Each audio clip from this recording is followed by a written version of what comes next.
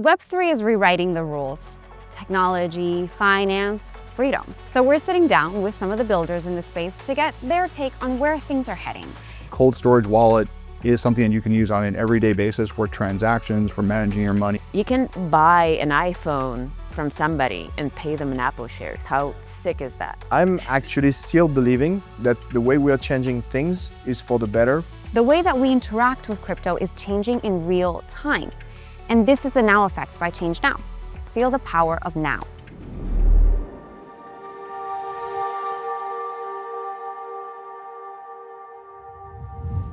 Hey there, I'm Ornella Hernandez, and today we are talking to Thomas DeLetto, who is the head of product at Arculus, the hardware wallets. How are you doing today, Thomas? I'm good. How are you doing? I'm great. Thanks for joining me today. Thanks for having me. I want to find out more about how it's going at ECC so far. It's really good. I think we're seeing a lot of folks that want to get more into the consumer payment side of crypto, as well as institutional folks coming out to this. Yes, lots of institutional folks for sure. Yeah. All right, and so how do you think, based on the conversations that you've been hearing at ECC and the people you've been talking to, do you feel that there's a sort of mind shift change or reset maybe back to security, back to self-custody versus a waiting for Bitcoin to go up, waiting for the numbers to go up mentality? I mean, I don't think security ever went out of fashion in crypto, especially in self-custody. And I think it's only becoming more important, especially now with AI challenges and all the different ways that hackers are coming after holdings. If you're going to go down the self-custody route, securing your keys on a cold storage device that's not connected to the internet is more and more important. Right. And having a really strong multi-factor authentication device is critical because, I like to talk about self-custody, kind of like to use the Spider-Man analogy, like great power comes great responsibility, and that's what self-custody is, right? True. You're controlling your assets, and with crypto, it is irreversible. So you want to make sure you control those assets really securely. True. All right, so let's talk about Arculus specifically and the products or the line of products that you guys have and the three-factor authentication to make things extra secure. Yeah, so we do a couple of things at Arculus. We're part of a larger company called CompoSecure that makes the vast majority of metal payment cards in the world. So we have a consumer product, which is our consumer hardware wallet on a metal payment card form factor. It uses three-factor authentication, something you have, something you know, something you are, essentially your PIN, your card, and your biometrics. Without all three of those things, your crypto isn't moving. We also partner with the biggest brands in traditional finance as well as crypto to make custom multifunction cards for them. All right, I know that you have some of those cards on you.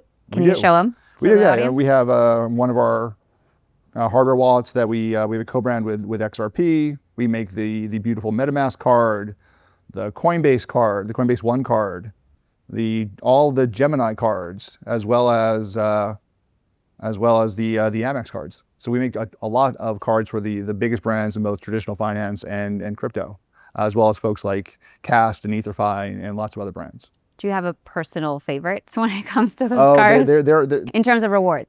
In terms of rewards, I think it really depends on how you operate, right? If you're a Coinbase One user, the Coinbase One card is fantastic. Yeah. If you're a Solana user, the Cast card is fantastic. We also do crypto.com. There's lots of cards depending on where you work in the environment and the chains that you work with. There are some fantastic choices and great programs. And how do you see cold storage evolving from I'm going to park my BTC in this hard wallet for the next 5 years to like maybe more transactions, or like what would you like to see people think of when they think of hard wallets? Yeah, so cold storage used to be this thing that lived in the basement, right? You'd have to plug things into your computer and push little buttons on a hardware wallet. Cold storage doesn't need to be inconvenient, right? The reason we have hot wallets and cold wallets used to be because cold wallets were so incredibly difficult to use. Yeah. But the way we've built it, a cold storage wallet is something that you can use on an everyday basis for transactions, for managing your money, for buying coffee, for whatever, right? You don't have to sacrifice security for convenience anymore. Okay, how a typical user would maybe go about using one of these cards on a day-to-day basis to both secure his or her crypto while also living everyday life. Sure. So one of the nice things is we're mobile first. The Arculus app allows you to have multiple cards. So the same way you have a checking account and a savings account, you can have multiple cards. You can leave one at home. You can bring one with you. And you can use it for any given transaction. If you need to send your friend $20, You can go in, go to their address, send them the cash. But the only way you're going to be able to actually sign that transaction is by using your biometrics, your PIN, and tapping your card to the back of your phone. So your money is secure, and you can actually feel safe taking your wallet out into the world and using it for everyday purchases. We also do, and if it's a multifunction card like a MetaMask card, you can also use it for spending. You can tap it on a point of sale terminal to buy your coffee. We just integrated Wallet Connect Pay, so you can also directly spend your USDC at point of sale terminals that support that. So we're trying to make it much more transactional and everyday use, but convenient. Okay. And is there something that you would personally like to see more of in this crypto space in the near future, in the 2026, when it comes to security? In terms of security, I just want to see more security and give more people more people having access to really good, high quality security, because the hackers are only getting stronger and better at what they do. So if you're going to go down that self-custody route, or even if you're going down the custodial route, making sure that your account is secured, whether it's with a centralized exchange or you're holding the private keys yourself. You know, the not your keys, not your crypto is always fundamentally true. Yes. So if you're going to hold those keys, you need to hold them securely. Okay. Users have a lot of options, right? When it comes to security, when it comes to hard wallets. In addition to Arculus, there's many others. Trust Wallet. Sure. Various ones. You don't have to compare them, but how do you think a user should go about maybe choosing the one that's right for them? Yeah, it's often a bit of a journey getting into the crypto world. People start somewhere now, and everyone pretty much starts with a custodial account somewhere, right? Maybe it's PayPal, maybe it's Coinbase, right? And they buy a little bit of crypto. And what we're starting to see is people are now buying stable coins, and they're seeing that they can do things with that. But everyone pretty much starts with like a custodial account, and there's this journey where they learn about it. And depending on how far you want to go, especially if you end up with a meaningful amount of assets in crypto, you're going to want to move from a centralized storage to self-custody. And if you have a meaningful amount of self-custody, you're going to want a really secure cold storage wallet. Yes, yes. Okay, you mentioned stable coins, which are, I think, the #1 use for crypto right now, right? And physical cards like that are the best way to use your stablecoin to pay for everyday purchases, right? So what trends are you seeing there when it comes to stablecoin usage? So a couple of years ago when I started at Arculus, there were really no stablecoin based cards. And now everybody has discovered that it's really the most effective way today for people to be able to spend digital assets in the real world. And that's because there is this tremendous infrastructure that the existing card rails have built throughout the world. You can walk into a store anywhere in the world, take a card out of your wallet, tap it to the terminal, and buy your coffee or whatever. There are not a lot of places where you can directly spend stablecoins on chain. That's growing, it's expanding, but it takes time, right? Yeah, Doing things out in the real world, you know, getting all the coffee shops and corner delis to upgrade their infrastructure takes time. Yeah. And the existing card networks have already built that infrastructure. So crypto riding those rails makes a lot of sense.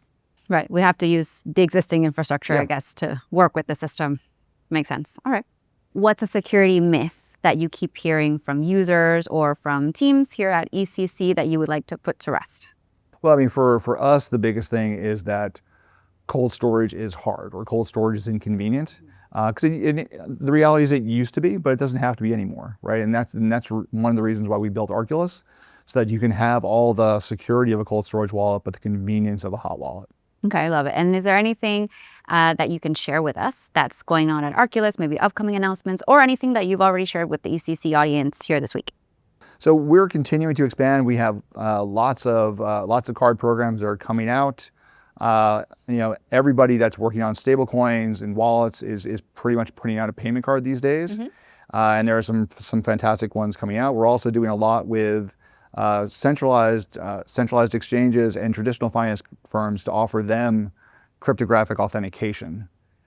So what does that mean exactly? So you think of things like the FIDO standard or logging in with your wallet. Yeah. So instead of relying on things like passwords and SMS codes and email codes, use cryptography to prove who you are when you need to log into something. And that works across banks and exchanges and anything else that you need to log into. So like, for example, I could use my Coinbase One card to log into my Coinbase app on my phone. I just scan or use the little. Yeah, like for example, if you have a Gemini card, if you notice on the back of the Gemini card, Yeah. it says security key by Arculus. That's because there's a security key on that card along with the payment app. So you can actually use the card as an authenticator to get into your account.